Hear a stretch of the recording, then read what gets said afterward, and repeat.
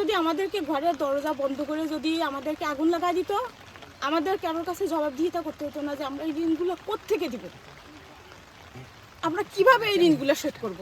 আমাদের ভাই সামনে মরার রাস্তা খোলা হয়ে গেছে।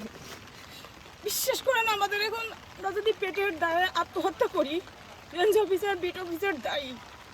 আমরা ঘরের ৬-৭ জন পরিবার, আমাদের বেশিরভাগ কালিঞ্জির সব মানুষ চাষা পোষা, কেউ বেশি শিক্ষিত না যে চাকরি করি, চাকরি করার টাকা দিয়ে এই ঋণগুলো শোধ করব।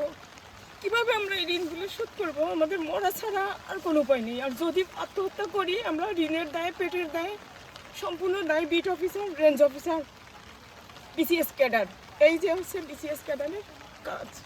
সরকার তো গাছ বিতরণ করে, বিনামূল্যে বিতরণ করে গাছ লাগানোর জন্য, পরিবেশ বাঁচানোর জন্য।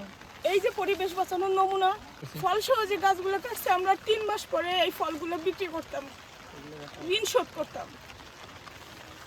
এখন আমাদের এই ঋণের কি উপায়? আমাদের তো মরা ছাড়া আমরা আর কোনো রাস্তা কোথাও দেখতেছি না।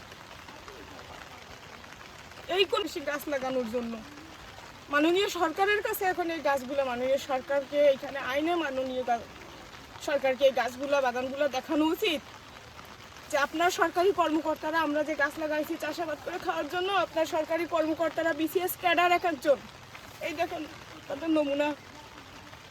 আপনি বেতন দিয়ে তাদেরকে পুষে রাখতেছেন আর আমাদের পেটে লাথি মারার জন্য। আর আপনি বড় বড় কথা বলেন যে গাছ লাগাবেন, পরিবেশ বাঁচান। পরিবেশ কাদের জন্য?